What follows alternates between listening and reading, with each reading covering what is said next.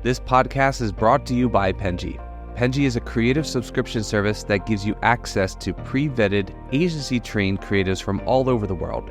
From graphic design to illustrations to social media management and web development, it's all included for one monthly price.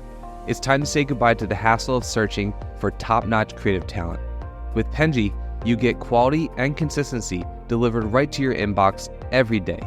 Carefully crafted for you by humans, so meet your new creative team today. Head over to penji.co for more and enter the coupon code located within the podcast show notes.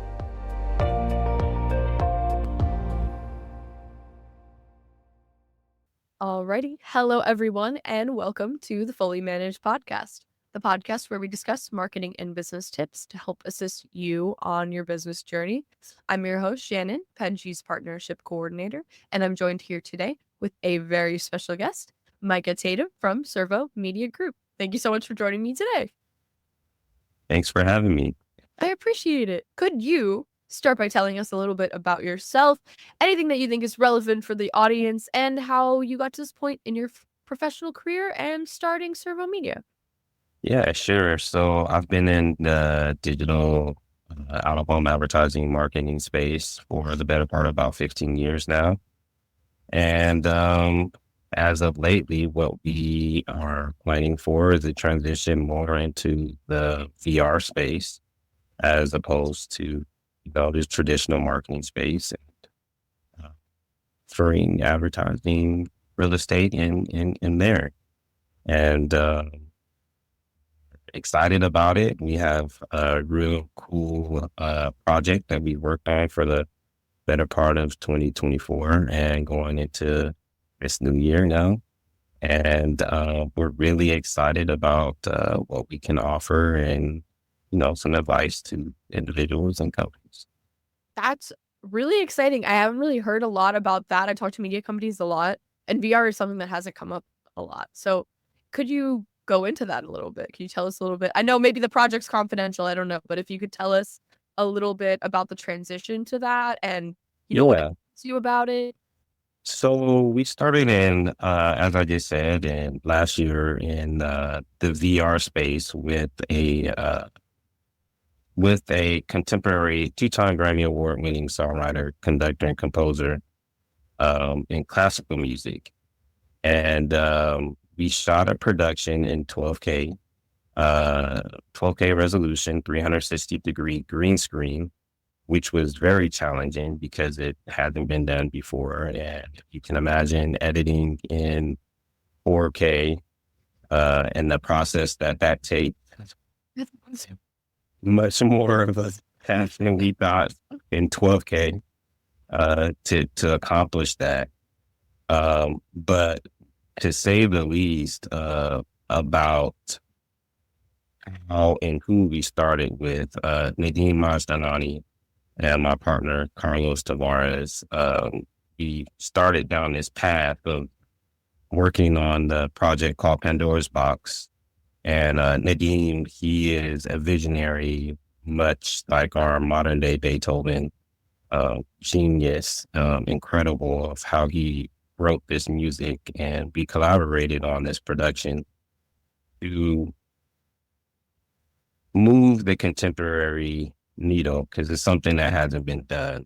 It hasn't been transformed in a long time. And, us, Cervo, we always think of ourselves as innovators, whether it's been working in out-of-home advertising or digital advertising or music. We've always taken an innovative approach to media overall. And we got the abilities to do this with Nadeem and working in it and being able to see the new technologies that's coming out, in the future.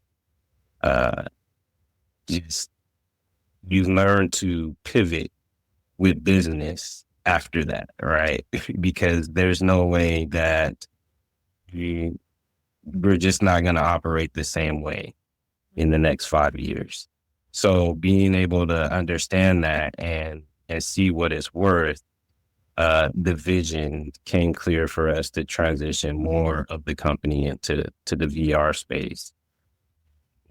I am a full believer that the technology that's to come in the next 5 years, no one's going to be watching TV or looking at a screen. Something's going to be, goggles on your face or some glasses in front of your face. And,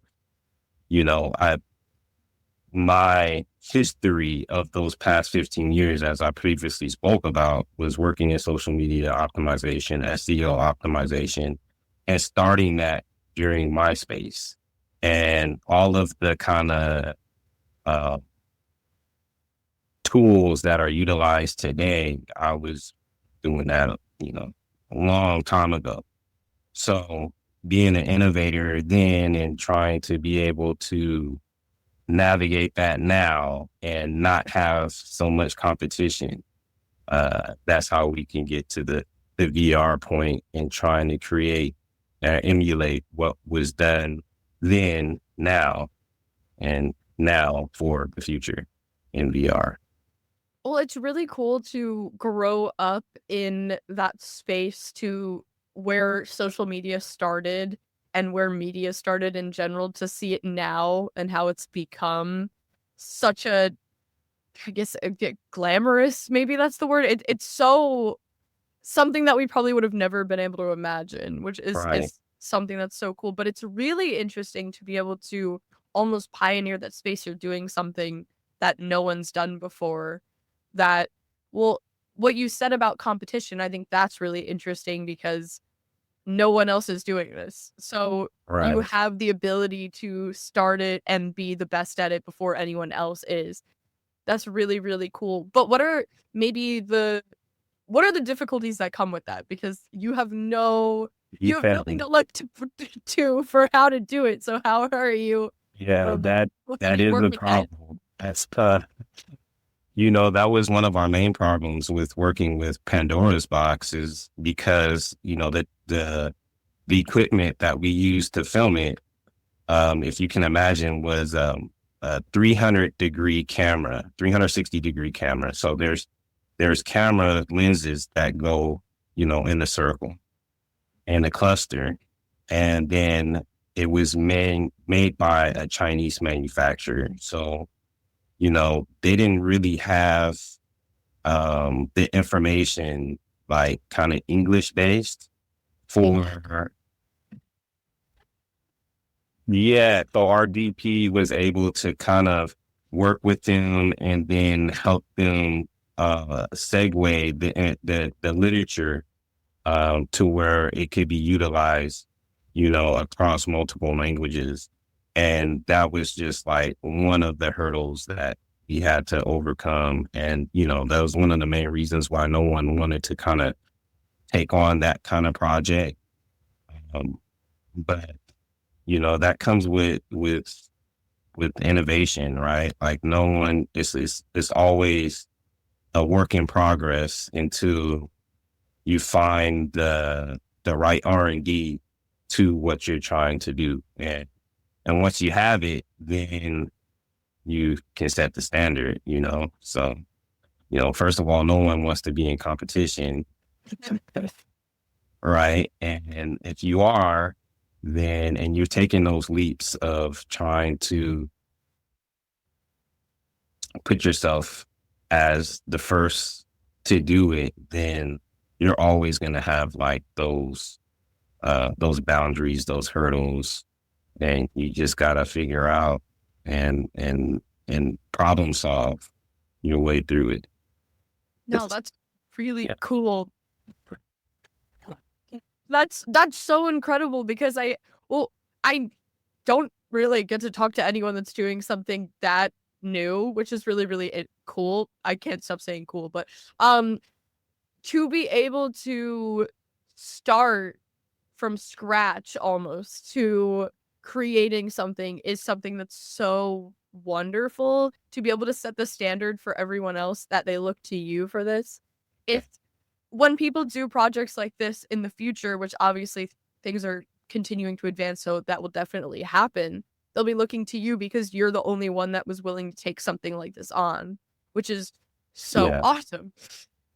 Yeah. Unfortunately, you do get a lot of people after the fact that try to emulate, and they try to take your ideas and make it their own. And, that comes naturally, but it'll never be like the original of how it was done. And we are consistently thinking outside of the box. And, I think that's what has made us successful in business, is to utilize like what we have here in the now and think about it in terms of how it could be utilized in other spaces, so, I think that's part of innovation just in general, like people take, not reinvent the wheel, just improve the tool.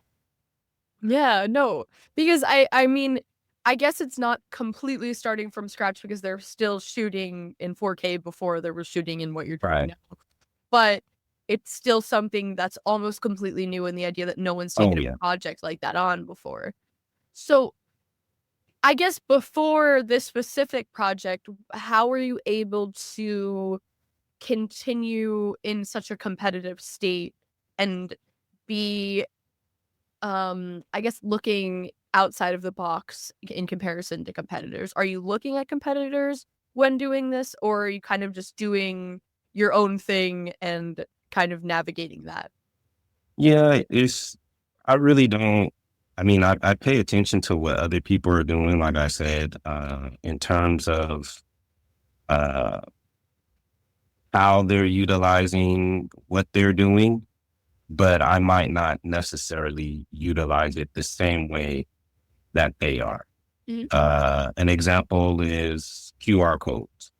Uh, it, Several years ago, early 2000s, QR codes were semi-popular, but they weren't being utilized in a way like they were just being utilized to drive traffic to websites. Primarily, that's what I was seeing.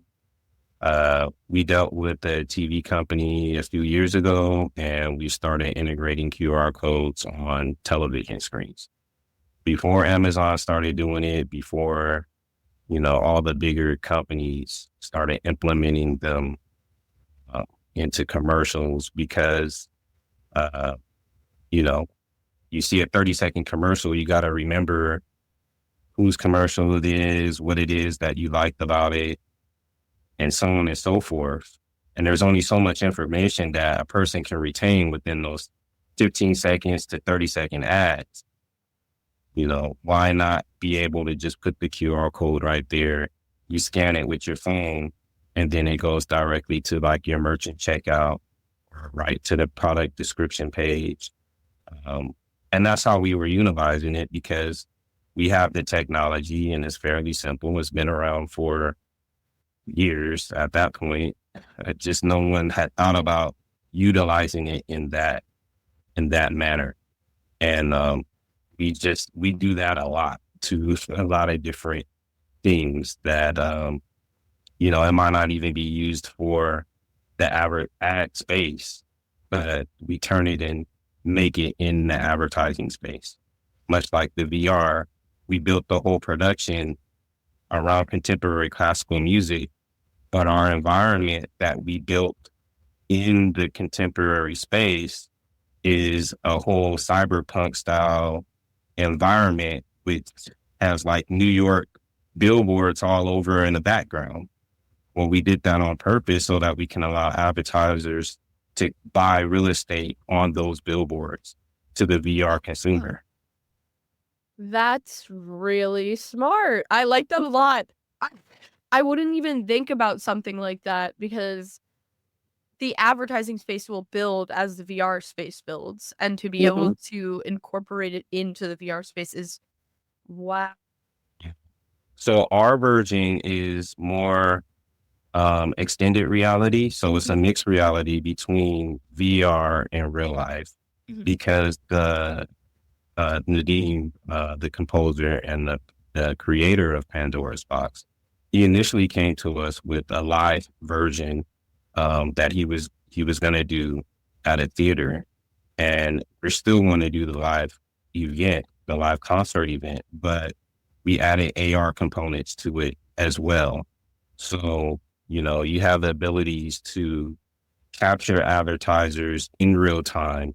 You could see him, conducting the music, point, point your phone at, his wardrobe, and what'll come up is, oh, he has a Givenchy suit. I like it. I'm going to buy it right here and now in real time.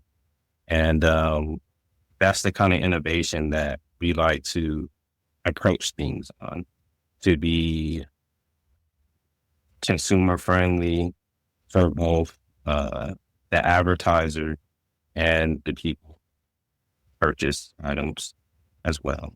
Yeah. And that also kind of, when you see a performance like that and you get distracted on this aspect of, oh, what is this part? I'm interested in that. To be able to quickly do that is really helpful to stay, I think, incorporated into the like the setup. You're not just I know me personally, if I was distracted by something and I was like, oh, I really like that, I would like to wonder what that is. I'm going to be on my phone looking up where I can find this thing. Whereas it's something that's immediate when you incorporate those different tools into it, which is Right. really interesting. Right. And the technology is so advanced now that like I've been in meetings where companies have been arguing like glasses, like how you have on, but you could read, the LED reads within the lens. But then also, if someone's in front of your face, they also project hologram in front of you, and they can see what you're seeing right there in front of you. Like, it's insane. And that's the main reasons why I was like, oh, like everything we're doing right now is old. We need to it's what we're doing, or we're gonna get behind real fast. Like, yeah, no, it's scary really fast. sometimes. Yeah. See how fast things are advancing and Yeah. to try to catch up. I mean, you're clearly starting early, which is something that I think most innovators are trying their best to. I think that a successful business has to constantly look forward to be able to expect those changes and see what's maybe not so popular now might be popular very quickly as technology advances, that people adapt to these different things. Say people are wary of new technology. Yeah. Just like ChatGPT took a little bit time for people to actually incorporate into their lives, but now my parents use it sometimes. I didn't even think they would be able to conceptualize how to use that but they can. And I think that and also simplifying it, because obviously a lot of times when something's put out, like a product is put out, it's hard for people to understand and simplify it in their minds of how to use it or incorporate it into their lives. But the more that something is adapted further, the more people can understand it and be accustomed to it. Absolutely. I mean, we wouldn't be where we are today as a society if we didn't have those people that were pushing innovation. I mean, you look at how far communication has come, like we started, with the Pony Express in delivering mail, which lasted for like a year because the telegraph came right behind it, and then after the telegraph, there was an opportunity for the person that created that to be able to jump on board with the telephone, which he wasn't so on board with the telephone, but we're making the telephone out. Like it's either you have to adapt or, you're going to get left behind with it. And you're absolutely right as well. No one knows exactly what is going to hit, and what won't as well. Do you are there any fears that you have having been like being a part of something so new? No, as an entrepreneur, I've never really had, I've always been at 2 feet, jump in the end of the pool, have money, don't have money with it kind of guy. I'm in my 40s and I started my first business when I was 19. And, it was just a hustle. And, all I've done from that point is just understanding how things operate and how to hustle smarter and, be more savvy about the things that I'm doing. And, yeah, because the fear is just going to hold you back at the end of the day. I mean, you learn from failing. So at least I do. No, I do. Sometimes too much. Yeah. But well, one, that's great to hear. I think that's not common. I think a lot of people are scared of a lot of things. But I think that's really interesting because you're able to push yourself forward more, not being so concerned of those kind of things. Because yeah, I mean, if it does fail, then you try something different. That's okay. And that's I think a lot of people are too afraid of failure to even try. And I think that's definitely an important point that you make. Yeah, you got to keep going. I mean, that's how you get to where you want to go. Because if you stop after you fail one time, then, maybe you're not supposed to do it. But if you have the passion and the drive to keep going, then, there's no failure. Just keep going. And eventually you'll get the results you want. As long as you continue to strive to work in a positive manner, of course. I mean, can't work backwards, but Well, okay, so then what keeps you inspired to take on these larger projects or these projects that are unfamiliar to you? Like what, I don't know, what keeps you motivated to want to do these things even when you fail? I have a really good self-motivation. So um like I said, I don't really see failure. I just see a better way or a better approach to doing it. Um, there was a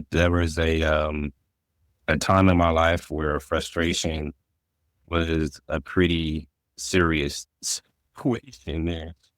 And even in my frustration, I've, learned to just take a step back, relax, give it some time, come back to it. And oftentimes when you take a different approach to it, then you can get the result that you want. And once you get that result, then, that's kind of like the motivation to be like, oh yeah, well, yeah, I could keep going. I could keep doing it. I could do it, Mhm. But frustration definitely was a setback. And learning how to overcome that was a challenge, which I'm still working at. I haven't perfected because we're all human, we want things done now.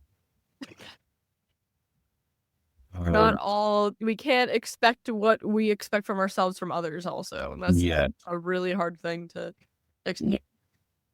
yes. So, that's what keeps me kind of motivated. And then also, just the kind of spiritual components to it as well. You live one life. I keep my faith in God as well. He directs my path and everything I do. So, I have surety in that there's a plan for me to get it done. Otherwise, it wouldn't have came the way that it did, and for me to execute the way that I do. No, I think that's a great way to stay inspired. All of the reasons that you listed. I think that that's something that a lot of people have trouble with. The frustration, I think, is a big one. I think when you are trying very hard to accomplish something and it doesn't work the way you want, it is only human to be upset. It is only human to be upset at all the elements that go into that might fail to lead to that.